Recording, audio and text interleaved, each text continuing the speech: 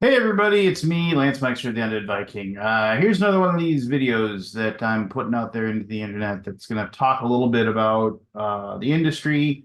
I'm going to highlight a board game that matters to me for some reason, and sometimes this will be an older game like today, and sometimes it'll be a newer game that I've played. I know I did the video about Last Light, and yes, that was a complete shill thing, and I don't really want to do that a lot.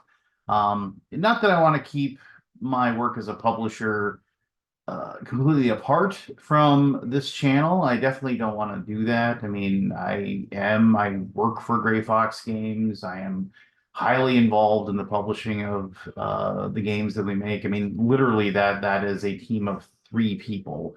Shane, Josh, and me. I mean, we have, okay, and I should say, we have an awesome guy, Mike, and an awesome, excuse me, Mike, who handles a lot of our website stuff and handles a lot of our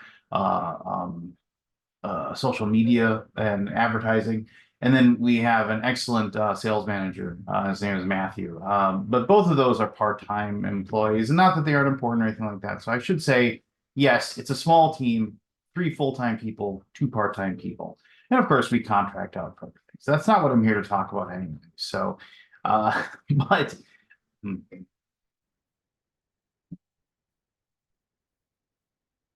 hey everybody, this is me, Lance Meixer, the Undead Viking, and here we go. This is another one of my videos where I'm going to talk about a little bit about myself, a little bit about a game that's important to me, and somehow I'm going to segue those things together. Now, I meant to do one of these types of videos recently, but unfortunately I didn't get that done because of the fact that I just got busy. I did do a quick little video about Last Light. I don't want to do stuff that's about me being a board game publisher, like as a shill video, if you will. I mean, if you want to check out a really awesome game, Last Light is currently live on GameFound.com. If you go check that out, you can definitely check out like a really good game, or you can check out that short little video I did about it, and you can watch that as well. But these are more personal, and like I said, this is kind of one of those things where I just want to do something like this, which is more one-on-one with the people that watch my channel, but also just so I kind of have a stash of memories, if you will, that theoretically my descendants and my family and whatever, and me for that matter, can watch and reflect upon in the future. So the game I want to talk a little bit about today, and I'm going to segue into some other stuff here, it is Yokohama.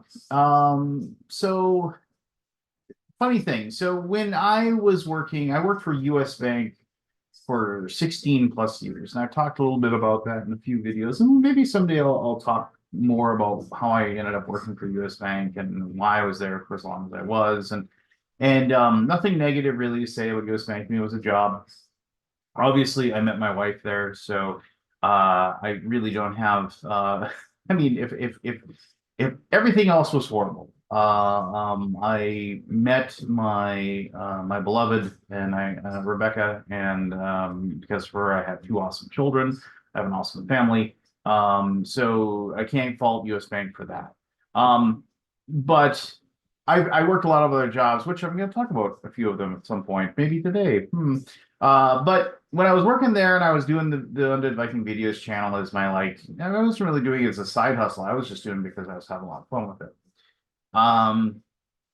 When I was doing that stuff, eventually I became friends. And this is a really abridged version of how I got my job at TMG, but I became friends with Michael Mendez and then Seth Jaffe, who were the people that ran Tasty Mitchell Games at the beginning, and then later it was Daniel Hadlock joined the team as well, and then it was just one of those things where whenever I went to a convention, I would usually end up spending a lot of time with Michael, playing games with him, joking around, whatever, and we became really, really good friends.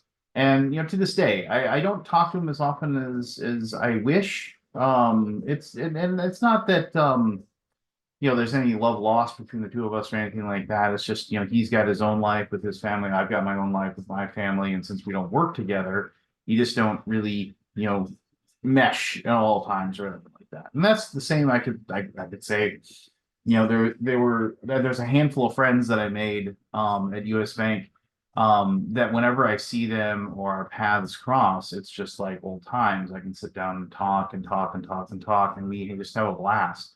But once, we separate, like I don't really think about it. I don't really, and they don't really think about me. And I'm sure you've got work friends like that as well. It's just the way it works. And it's not that they are bad people or you're bad people or anything like that. It's just the way it works.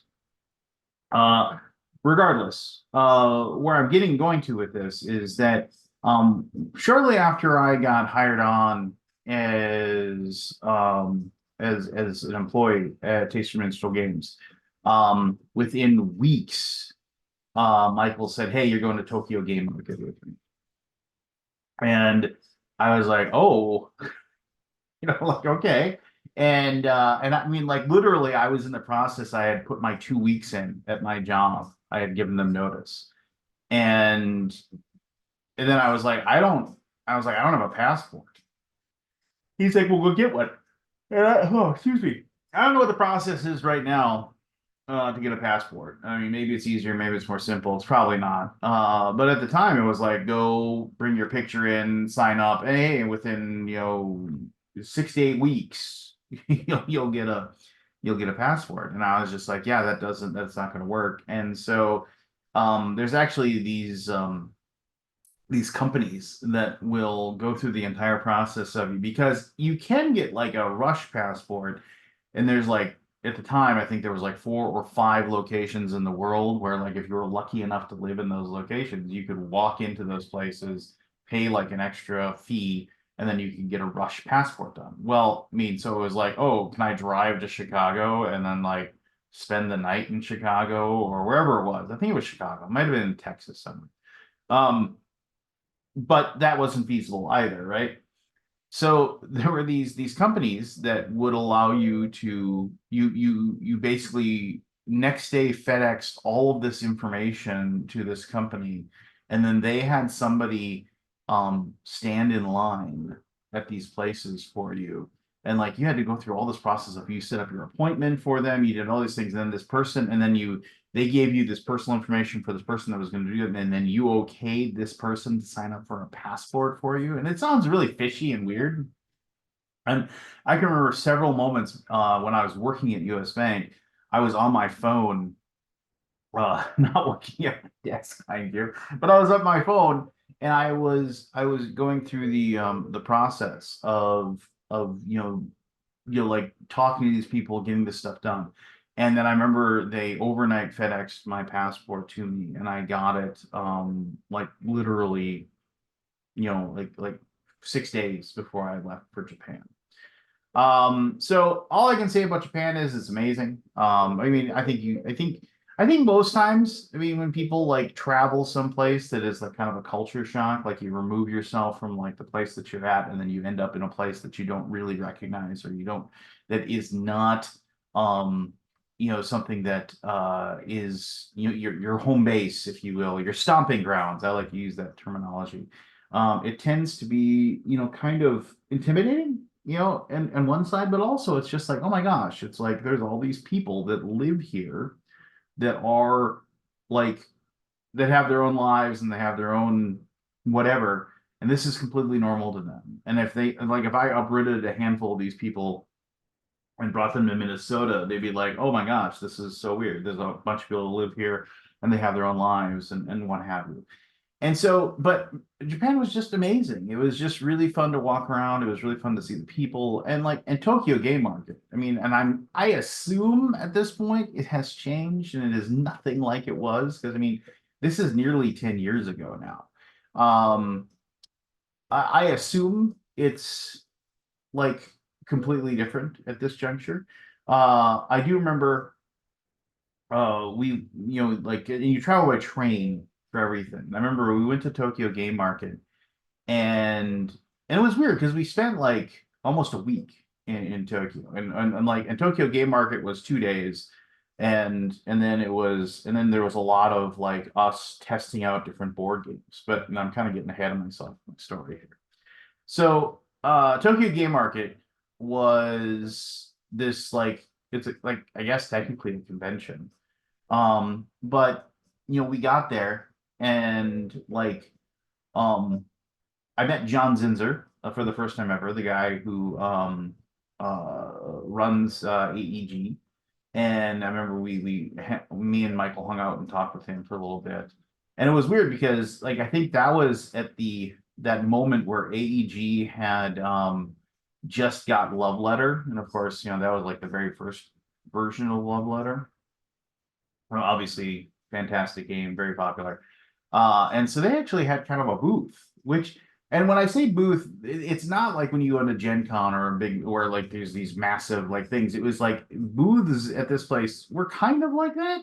But for the most part, what they were mostly is like they were just these people had set up tables where they had these games. And I remember the way that these things worked were I mean, and then Michael had explained to me that it was for a lot of these people, it was like they kind of worked in their house and they made like 500 copies of this game that they wanted, and then they showed up and they maybe sold out of that game, and that was it. I mean, it wasn't like we kind of see at conventions now where it's like, oh, here's this established company and they're trying to show off their new stuff and also sell their popular games or whatever. This is just somebody, oh, I kind of made this game as a hobby and I want to just make a little bit of money. And then theoretically, maybe somebody sees it and then like says, oh, hey, I want to like make tens of thousands of copies of that. And I want you to make some money and I want to make some money. Kind of thing. But it really is like going to a game market, if you will. Now, that was what my experience was all those years ago. It might have changed incredibly between now and then.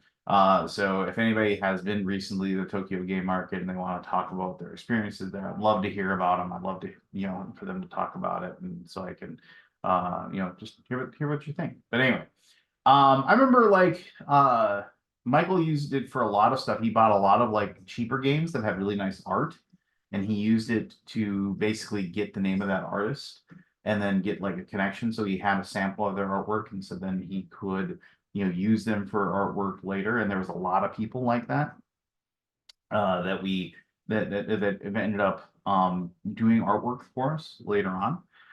There was a lot of games that like Michael said, let's go play this game.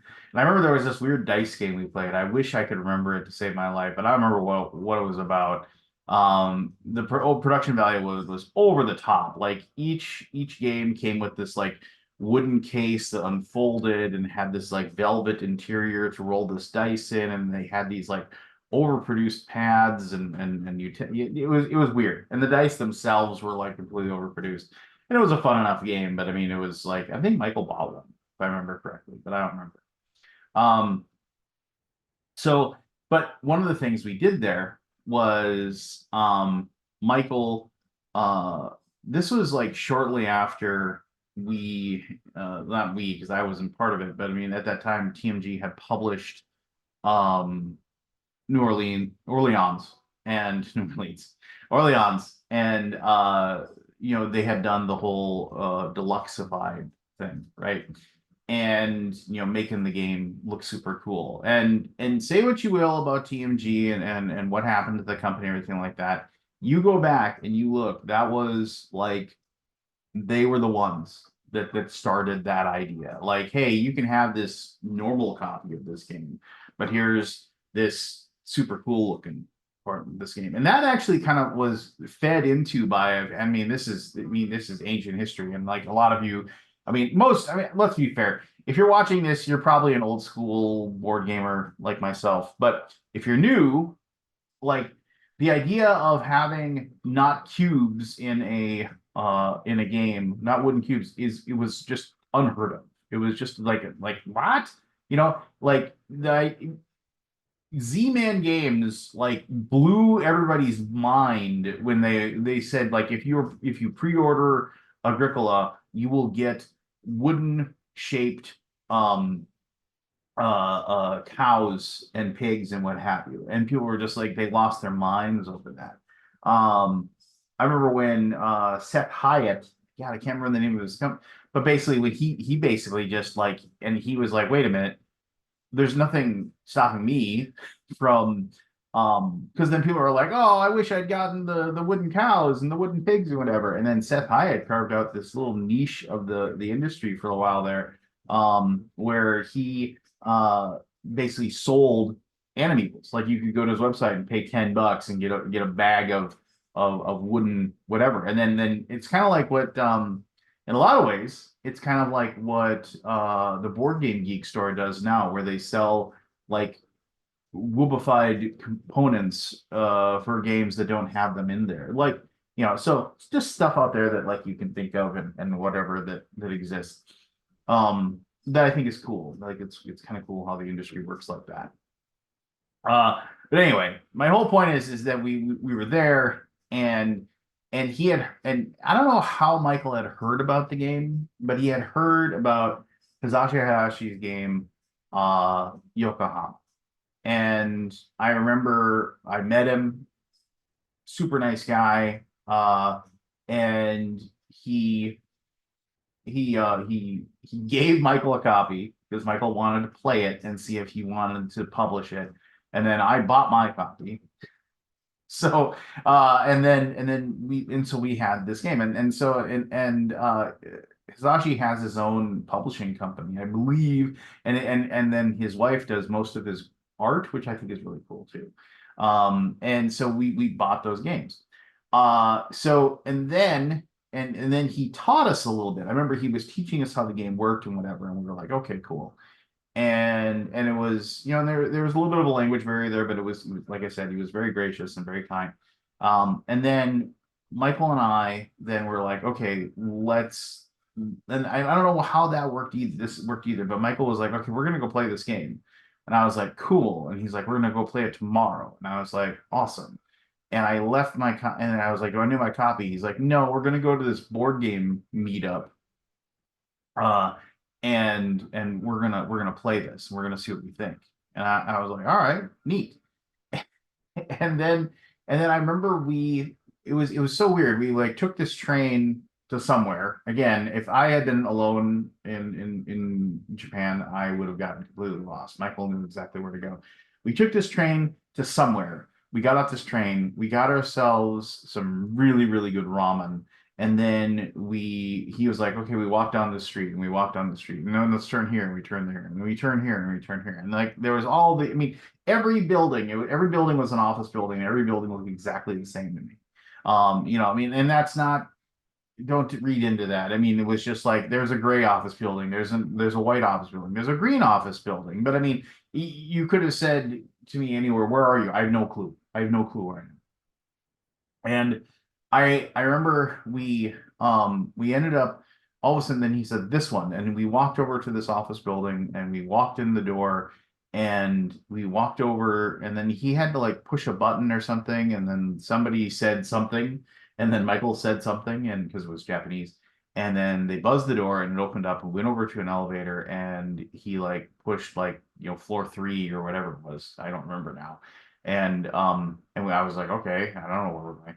And all of a sudden we got to the spot and then like the doors opened and it was like this whole floor of this office building was just people sitting on the floor of the in this room and they were just playing board games everywhere. They had, the classic low tables and we were just playing. And then so we walked in there and then there were two other gentlemen there and if I remember right, they both lived in Japan, but they were not from Japan.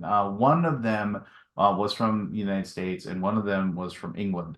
And they had a copy of Yokohama and they knew how to play. And so we sat down and we played that game. And I remember we weren't even in like the second or third turn of the game. And Michael turned and looked at me and he said, we're gonna publish this. And that's what he said. And I was like, that's crazy. And so we and I apologize. I probably should have like, pulled this up here when I did, but we so yeah, this was back in 2017. So yeah, I mean this is quite a while ago. And he he turned around and that was the last update, sorry, in 2000. But this is probably it was probably 2016 when we launched this, if I remember correct. So yeah, it's right around 8 years ago now. But I remember we got home, and there's a lot of stories I could tell about Japan. Maybe I'll tell them at some point. But we got home, and one of the first things that we started working on, one of my first projects that I started working on was I worked with Seth and Michael with Yokohama, and we started doing stuff, and then like I think we got home, and it wasn't even like 4 weeks later we had launched the Kickstarter for it, which is insane. Which is just, I mean, this was back before the days of the giant Kickstarter campaigns or whatever, and it did really really well. Like I'm looking at it right now, it was 431 grand is what it did for a game that like we didn't even know existed like 6 weeks before, and then we launched it, and and I still have my Okazu brand uh copy of Yokohama. And when we needed people to do like videos for us, like that, my copy was the one that was sent. And I think it hit like 4 or 5 different reviewers, and then it made its way back to me. And if I had had the presence of mind to do it, I should have asked each one of those reviewers to sign the inside of the box.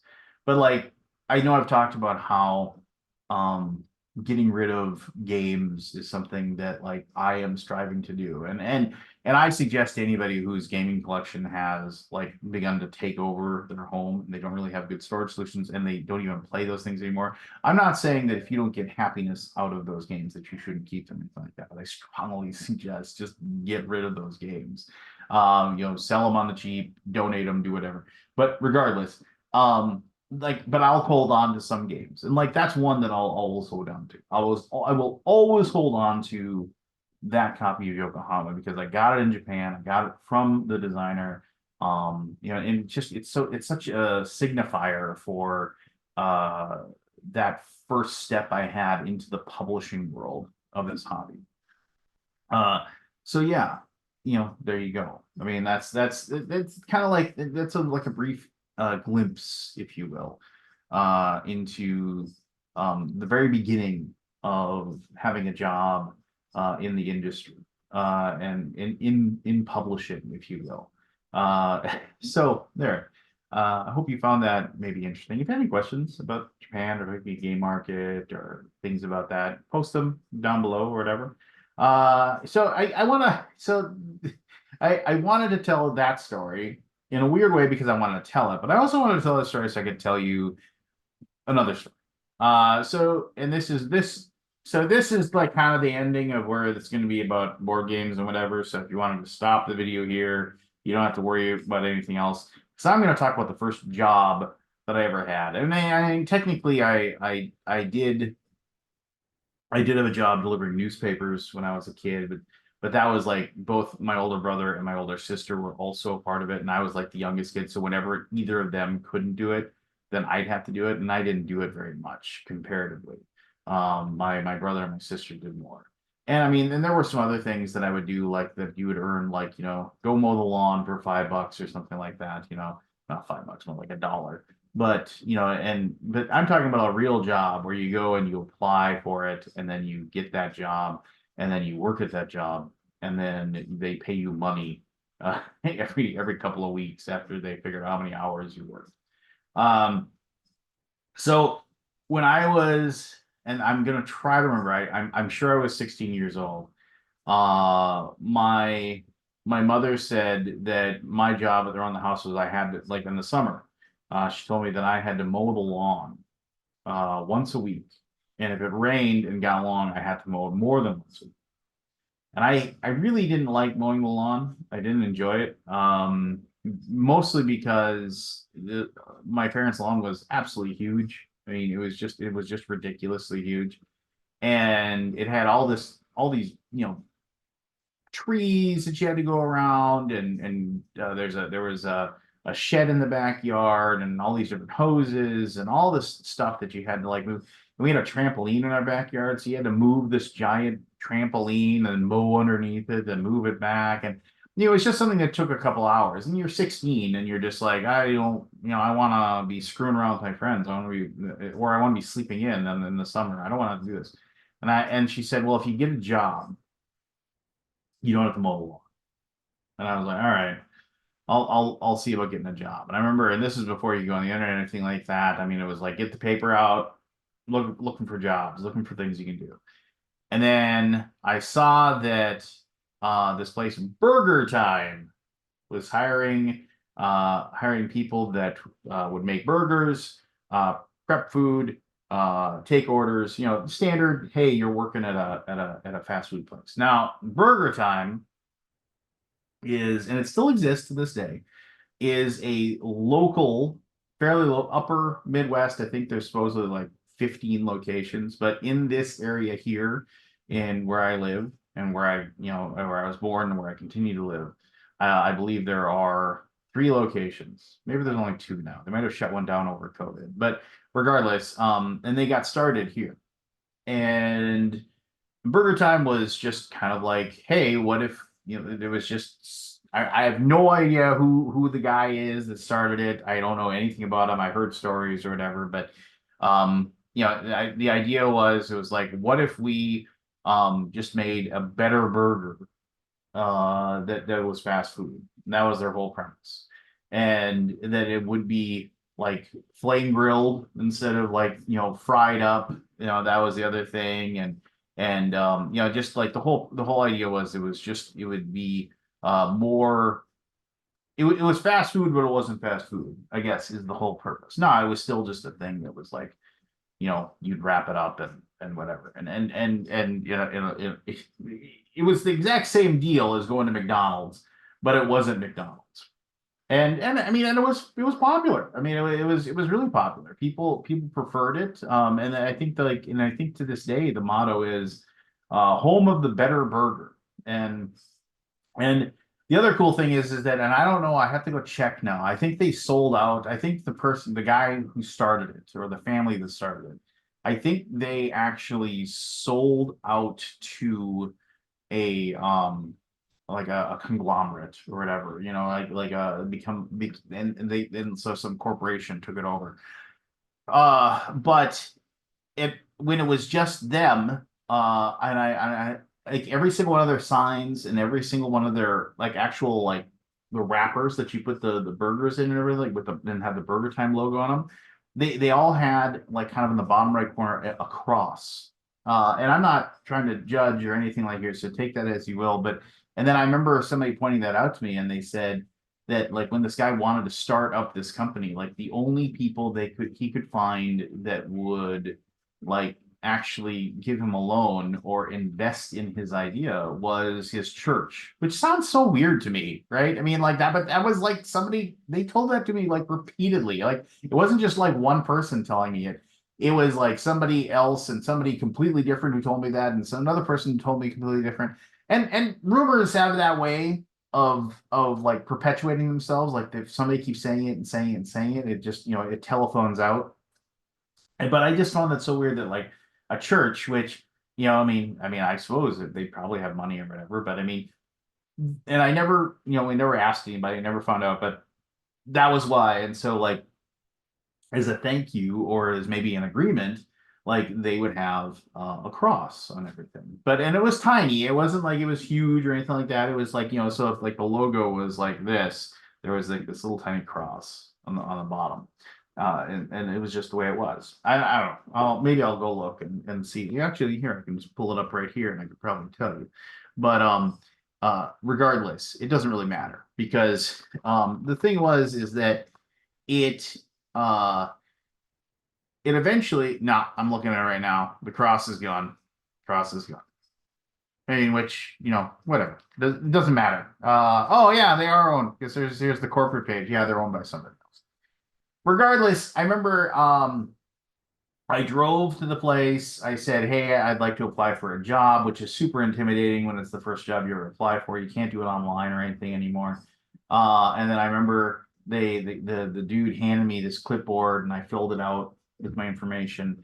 And then I brought it back. And then this guy came over and he said, and he just had a conversation with me. He's like, "Okay, well, hey, here's what the job is. And you'll be working mostly indoors. Every once in a while, we'll send you out here to clean up the parking lot, or whatever. You start out," he said, "in the very beginning, what you'll do is you'll basically be filling the drinks for the orders as they come in, and then you'll be prepping orders. Usually you like, putting the fries together." That was like his big thing. And I was like, "All right, cool." So I got the job, and at that time, minimum wage was $3.35 an hour, and that was what I got paid. And I'm just gonna say right now, I mean, I got a button-up shirt that had the Burger Time logo on it. I got a red apron that had the Burger Time logo on it. I was told that I should make sure I wear tennis shoes because I got very slippery inside because of all the grease and everything else. And like if you're moving around quick, that you can slip and fall. I was given a visor that had the Burger Time logo on it, and I had to wear that as well. And it had a sweatband on it. And I didn't have long hair back then, so I didn't have to wear the hair or anything like that. And I'm just gonna say that job was horrible. It was. I've worked at many many jobs in my life, and this is absolutely in the top three worst jobs I've ever had in my entire life. I mean, nothing. I mean, there's lots of stories I can tell you about really horrible things that happened at the job, and I want to tell those stories here in just a little bit. But overall, it was just mind-blowingly awful how bad that job was. It was cramped. It was hot. It was like it was either not busy at all, and then you were like told to go clean, like a shitty toilet, or you were told to go pick up cigarette butts in the parking lot, for hours in the hot sun. Because I worked there for 3 months. I worked there for one summer. And it was absolutely unforgivable, as far as how just horrible it was. And in all honesty, nobody there seemed like they really liked the job. Everybody just seemed like they just were, well, I mean, the management, I guess, were okay. And I'll talk about that in a little bit here. But for the most part, that job was just horrible. It was just awful. And the thing is that I think that, like, um I think you need to work at a job like that. I mean, I mean, maybe you don't, but I do think that, like, knowing just how bad a job can be is really helpful in giving you a good frame of mind as far as the things that go on in your life. But anyway, I remember I started working there, and then I had that thing where, like, I didn't know anybody. So here you step into a new thing where you're the new person, just like anything else, where you step in, you're the new person. Here is a crew of like 10 to 15 people that always work at this job, and then here you're this new person that's going to come in and work, and you don't know them, they don't know you, they don't particularly like you, because they don't know who you are or anything like that. I remember there was, and I mean, and this is me trying to, I can't remember this woman's name to save my life. She was a teenager. I think she was probably like 19 or 20 years old, maybe 18.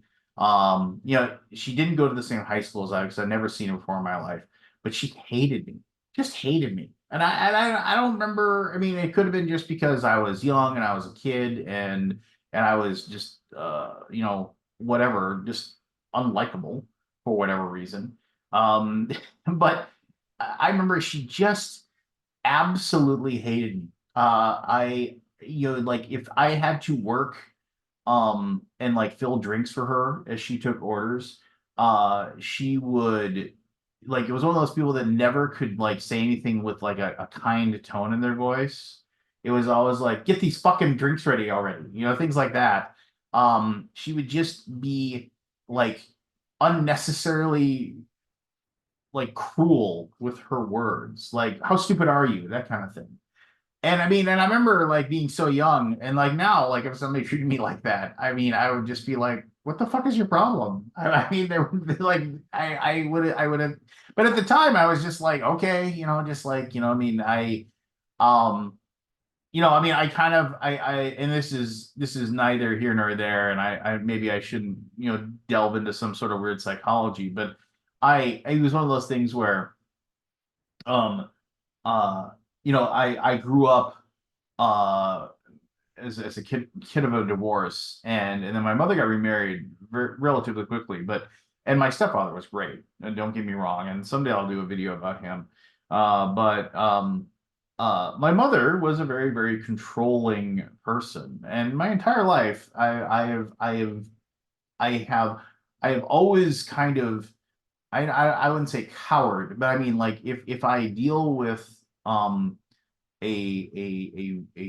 woman that, like, kind of is more forceful in their words towards me, there's something in my lizard brain that kind of triggers, and I just kind of go, okay, whatever, and so now looking back, I mean, I had this person that was just kind of, and that doesn't say something bad about my mom. My mom's awesome. Don't get me wrong, but I mean, she had a tough life, raising us, raising me and my brother and my sister, and sometimes, she has to, she had to lay down the law, if you will. But anyway, my whole point here is that, like, I think that kind of triggered thing, and I didn't have the guts to just say, hey, stop being like this. And and of course, as a kid, this is also, remind you, this is like 19, I mean, this is, when I was 16, it would be 1988, around there, when this was happening. Um, so and so, like, there, I would go to this job, usually afternoons, through the dinner rush, and then they'd let me go. So I go to this horrible job. I had no friends. I had nobody there that I got along with. I got threatened, by, a guy that once, like, somebody yelled back, seriously, this actually happened. I know it's a story, but, like, literally, it was one of those things where somebody said, oh, hey, I can't remember the guy's name to save my life, but they told this other gentleman, hey, that order's for a cop. And I watched the guy spit in the food. Like literally, like, he's like, oh, it's for a fucking cop, and, like, and he spit in the food. And I mean, like I said, it's like, it's a story, but I mean, I saw it happen. Now, I don't think it happens a lot, but I mean, it definitely did. Uh, and I remember I told him, I was like, what are you doing? And then he kind of went off on some giant rant about cops and how they screwed over him or his family or something like that. And I kind of said, yeah, but you shouldn't spit in the food. And then the guy, he was the guy prepping on the burgers. And I remember he said, he threatened me. He said he was going to beat the shit out of me if I didn't get out of his face. And so I just got out of his face because I didn't really want, because, why. And then I remember I told the manager about it, and and their response to me was, maybe you should just stay out of his way. I was just like, okay, so, like, I'll go back to prepping the lettuce or whatever it was I was doing. Now, I should mention that after I had worked there for a little while, a guy from my high school that I kind of knew, this guy Lauren, started to work there, and I got along with Lauren. In high school, you have, like, those friends on the periphery, and Lauren was kind of friends with some people that I like to hang out with. And so, and then I would run into Lauren every once in a while. And Lauren was this kind of goofy guy. He was funny. He was just flat out, like, hold your sides funny once he got on a roll. And he started working there. And I remember really enjoying working with Lauren, because Lauren had that attitude that, um, there's that scene, in, um what is it? God, I can't remember the movie now. Oh man, somebody will tell me. American Beauty, where, like, the guy comes out and he says, "What are you doing out here? You're supposed to be in there, like, waiting tables or whatever." And he said, you got to get your ass back in there. And he said, yeah, well, you know what? You're right. I quit. And the guy was just like, what? He's like, yeah, you go ahead and wait the tables. I quit. See you later. And so I remember Lauren just had that kind of attitude about the job. He just didn't care. And like I think I've talked about this before. Like it's one of those things where when you get older, there's like a certain button or something will happen, will click in your brain, and you'll realize that like there's certain parts of the world that are codified that as a kid you just kind of start believing in because you don't have any other choice and you don't know any better to not believe in them or not. And then at some point you test that boundary and you test, well, what's sitting out there.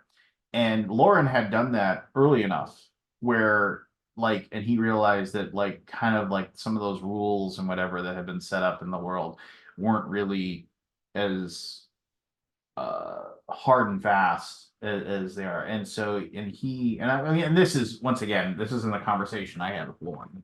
I didn't like, but this is just me looking back and what I think, you know. And I don't think if that's the case, like he even knew really what was going on. It was just one of those things where, you know, he figures it out, you know, and like, and you're like, oh, wait a minute. And then like you kind of learn those processes. But anyway, this isn't what I was talking about. I wanted to talk about Lauren. Lauren would like literally drive the manager, this guy Dan. I'll talk more about Dan here in a little bit. He would literally drive Dan crazy, like to the point of like screaming at the top of his lungs. And I was like, I was always like, you're gonna get fired. He's like, they're not gonna fire me. He's like, if they weren't gonna fire me, they're not gonna. They haven't fired me by now. They're not gonna fire me now. You know, and I remember, you know, it was him and there was another guy, and I think his name was Charlie. But Lauren and Charlie were always like hanging out and whatever.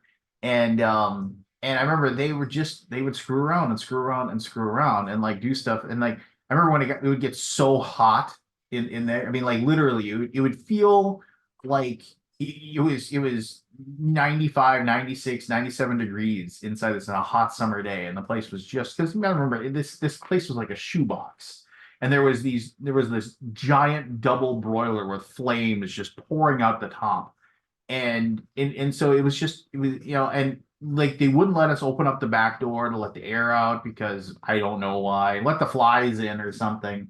And they wouldn't let us do anything. So Lauren would just crawl into, there was a walk-in refrigerator with glass doors, like you'd see at a like when you go to a grocery store, and that's where they keep the stuff, where we kept our like lettuce and other things we had to keep cold. And he would just crawl in there and he would sit in there, just cool off. And Dan would be like, "Where's Lauren?" And like I don't know. And then he'd walk by the glass doors like several times looking for Lauren because he had to do something.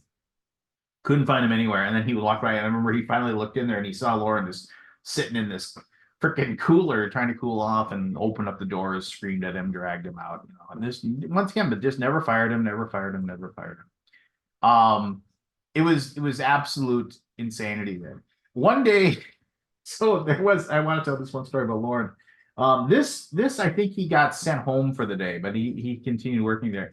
There was this sandwich board thing that we had where it was like if it got really slow, it was like home of the better burger, the like $5 special, like you know, the sandwich board, the things you want. And he told Lauren when he got really mad at him, he said, "Go put the sandwich board on and go walk down the street." Like, and there's this, so this place was on Main Avenue in Fargo, North Dakota, which if you go ahead and Google it if you want to, Google Main Avenue, Fargo, North Dakota, and the Burger Time is still there on Main Avenue, so you can actually see where it is. Now, sadly, the other thing I'm going to tell you about is long since gone. But if you go on to the thing, and you find Main Avenue, Fargo, and then you go into Google Maps and you pan out, you can see the Main Avenue travels east and west. And if you traveled east, you go by all these other buildings and all these other places. But if you go far enough, you'll eventually get to this spot, which is now what's there is, I believe it's an Asian market. I think that's there now, but I can't, don't quote me. My mind is not perfect here anymore.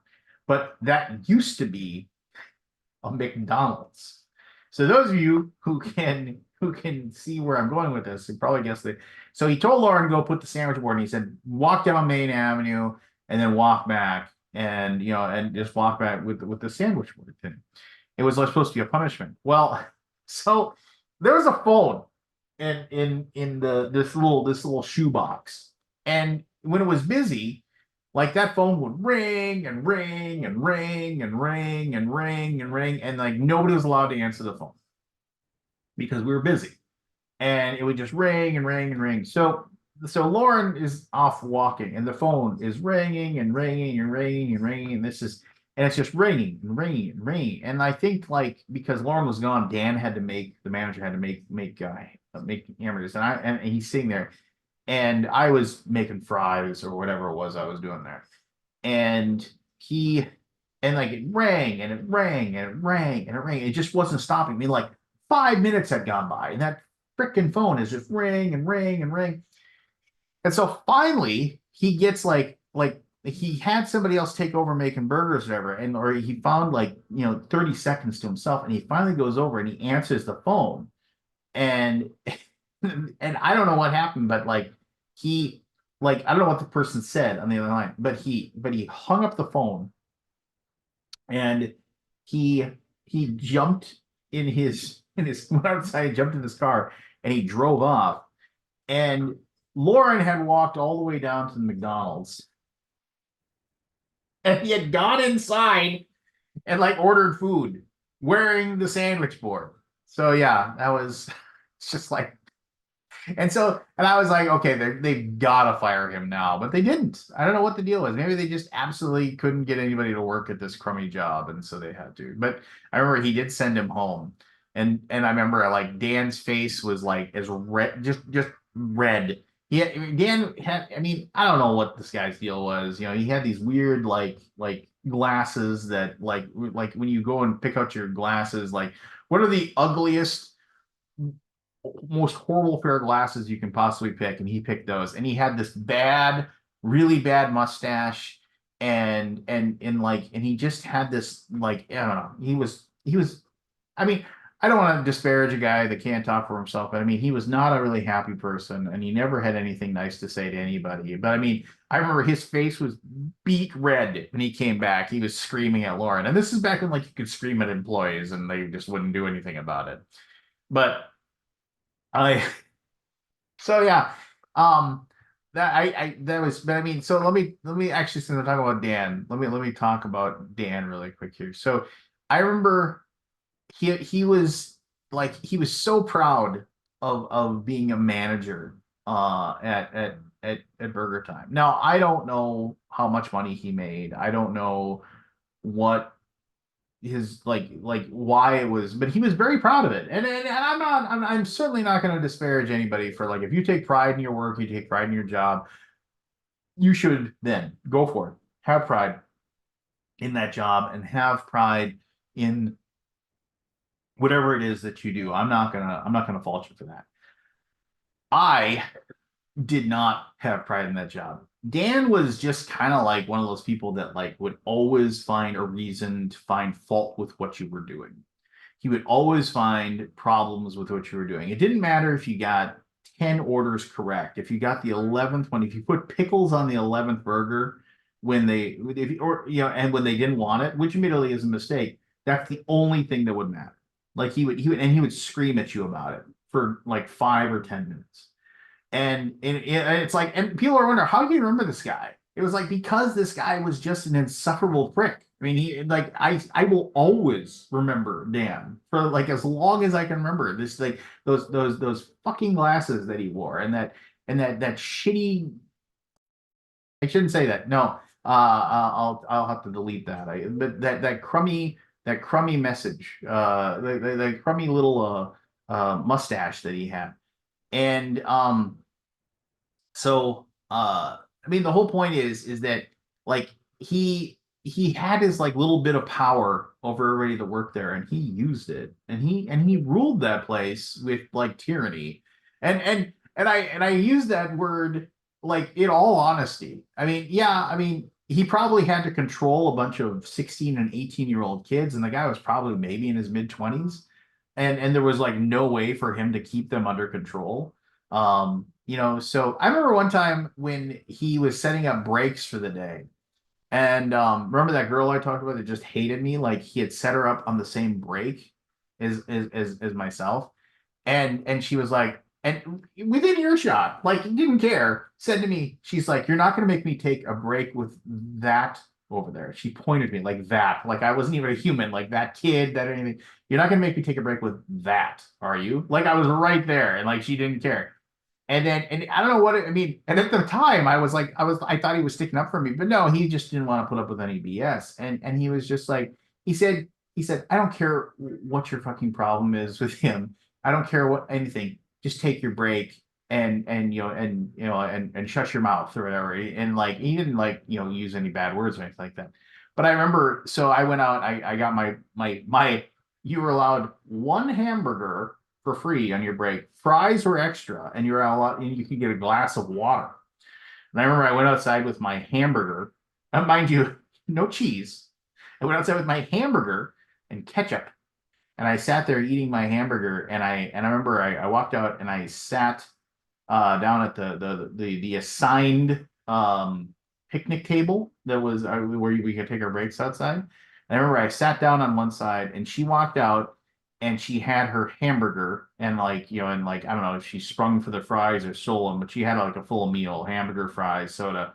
And she sat on like the other side of the table, and she sat down and smoking a cigarette, and she just gave me two middle fingers, like it was my fault. I'll remember that for the rest of my life too.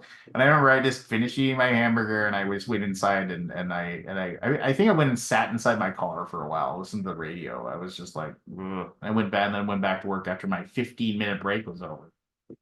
But anyway, um, I can remember one time like it was slow inside a Burger Time, and Dan told me to clean this prep table, like one of those stainless steel prep tables. And so like he had me like get this like and like just scrub. And I scrubbed the top rack, and I scrubbed the bottom rack, and I scrubbed the sides of it and everything like that. And then I wiped it clean. And I mean, and I was just like, well, this is easy, and like now nobody can expect me to do anything else or whatever. And I sat there, and then I got done, and he looked at it, and I remember he was like, if he had a microscope, he would have used it looking for a little bit, but he actually couldn't find anything wrong with what I did. And he's like, "Okay, that's pretty clean." And like he was almost like angry that I had done well. And he said, well, he said, "So it doesn't get dirty for the rest of the shift," which is like, now think about this. Like it's gonna get dirty. It's a prep table. It's what you prep. So it doesn't get dirty for the rest of the shift. Could take some of the wax papers that we use to wrap the burgers in, and place them over the top shelf and over the bottom shelf, and kind of overlap them, so like it won't get dirty for the rest of the day. Now, I mean, and now looking back, I mean, what a dumb thing. What an incredibly dumb thing. Why bother? It's just gonna, what are you gonna constantly have wax papers on top of this? I mean, it just isn't gonna work. So I remember we had three types of wax papers. We had clear, we had ones that had yellow lines on them, and ones that had red lines on them. And then the clear were just for a burger. The yellow, as you can probably guess, was with cheese. And the red was if you splurged and gave us an extra dollar and you got bacon on your burger. So I remember, so I just, and they were in these three cardboard boxes or whatever. And the bottom one was the red one. And so I just grabbed a handful of the red ones, and I started placing them over the two things, and I overlapped them, and I probably used, like a total of 12 sheets of this wax paper to cover this table that he asked me to do. And Dan came back, and he just was like, "That's just," and I immediately looked, I was like, "Did I not like cover the whole thing or whatever?" And he said, "How stupid are you?" And he had like that like your the parent admonishing you. And I was like, literally, I had no idea. And I was like, "Well, what did I do wrong?" And he said, "You could have used any of the wax paper. Why did you use the ones with the red stripe? Those cost more than the ones that are clear." Just look at the money you wasted. And then he proceeded to yell at me for like 5 minutes for doing it the way that did. And now I look back at that, I'm like, and I sat there and I took it. I just took it. I took it. I took it. I let this guy call me stupid and call me dumb and call me like, and I sat there and I let him do it. And I let him yell at me. And because I didn't know any better. And now I'm like, maybe it was a penny. Probably not. They probably just sold them all the exact same, or maybe they did. Maybe they sold them like a gross of wax papers, and the red ones were like $1 more for a gross compared to clear. Maybe they were, but that was worthy. That was worthy of a 5 minute tirade about how worthless I was. I I just I mean, what a miserable human that person was. I remember one time I was making the fries, and I can still to this day, and I touched the lamp that keeps the fries warm is like 1,000,000 degrees, and I wasn't watching what I was doing, and my this part of my palm right here, this part right here, touched that lamp for like a nanosecond, and immediately I had a burn over the entire top of my hand that like literally was like starting to blister like almost immediately. And I remember I showed it to Dan, and he was like, well, and he was like, oh, well, how'd that happen? And I was like, well, it did this, and I was like, it really hurts, and like I mean, it did, it really. I to this day I can remember how much it hurt. And he was like, huh, and he's like, well, who's doing fries now? And I said, well, nobody, because and he's like, well, he's like, put a, go get a towel from the back, one of our, and wet it down with some cold water and wrap it around there and get back to work. And I remember, and I was so stupid, I did it. I went and did it. I went and I had this thing that was barely cold after I started doing the fries. Like every time I did a fry and filled it up, that thing with that thing by within minutes it was hot, and I had to go back and like get it cold again and do it. I was like, and I remember telling Dad, this really hurts. Can I get out of here? I mean, or can I do something else? And he just said no. He just said no. I don't have anything else to do fries. Sorry. And I remember, and I remember like for the rest for like a year I had that burn scar on my palm. Like it was there forever. I there's so many stories about this place. I remember I was scheduled to work on the 4th of July, and I was at the lake. And I had to drive back in to work my 3 through the dinner rush. Now, admittedly, this is before cell phone stuff. So how do you get a hold of anybody? But I remember I went and I had to leave the lake cabin. And thankfully I wasn't like doing anything with my friends or anything down there. So I didn't, because I didn't plan anything. So I had to work. And I drove back into town, about an hour drive. And I showed up, I went home, put my uniform on, I walked in for my 3 o'clock shift. Dan turned to look at me and goes, yeah, we're not busy enough, you can go home. And I said, I drove in from the lake for my shift. And he was like, oh, well, enjoy your 4th of July. And I was just happy I didn't have to work. I was so happy I didn't have to work that I left, right? And and I remember I told my mother that, and like my mother was just livid that I had that had happened to me. And I remember I was just like, I didn't care. I just didn't care. I don't know. Like I said, there's like I have so many stories about working at that place. It was just a horrible job. It was a horrible job that you got paid dirt to work at, and it was not enjoyable at all. I ended up so I remember I worked there, and like there was always this like thing where it's like, oh, it's like once you work here 3 months, we'll give you a 10-cent raise. That was like that thing where you can get a 10-cent raise. And I was like, oh, well, wouldn't that be nice? Like for ridiculously, I was like, ooh, $3.45 an hour. And I remember I was sitting there and school, like the summer was coming to an end. And I was going back for my junior year in high school. And I remember like I was so stupid because I wanted money, right? Because like I wanted to have money to buy things and do things. I remember my my because I had a girlfriend at the time, and so I wanted to be able to have fun and whatever. But I remember they I remember I came back in and like for the first week of back at school, Dan showed me what my shift was gonna be because I said I wanted more money, I wanted to work, and I didn't have any. I was so stupid that that was the job I was saying it was gonna do, and so he showed me my shift for the next week, and he was really magnanimous about it. He's like, "Oh, I know you've been asking for more hours, so let me show you this." And it must have been like everybody who was working the summer hours, like had, um, like literally like said, I'm done working in the summer. I gotta go home. I gotta do this. Gotta do that."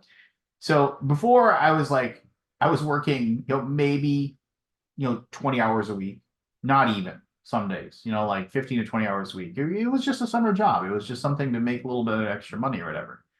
But I remember he showed me the schedule for my first week when I was back at school. He had me scheduled every day right after school, like from 4 o'clock until close, which was 10. And then on Saturdays, he was going to have me work like like at 11 from the moment they open until 6 or 8 or something like that. And he said, "I gave you Sunday off so you can get your homework done." I remember like looking at that like, well, I would, and I remember sitting there thinking about it. And like, and again, I was so stupid. I was like thankful that he had given me more hours. And then I remember I told my mother about it, and she's like, "There's no way you're gonna be able to work that. You have too much stuff going."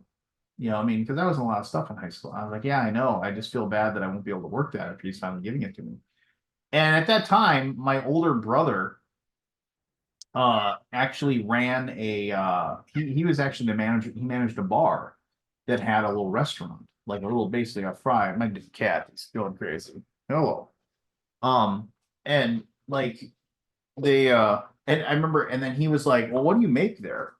And I told him what I made. He was like, "Oh, geez." And so then my brother just said, "Tell you what, come work for me." And he's like, he basically, you know, I think he doubled the amount that I was being paid there. And then, oh, source. He basically doubled the amount that I was being paid. And then I remember being so happy, just so deliriously happy that I wouldn't have to go back to Burger Time ever again. And I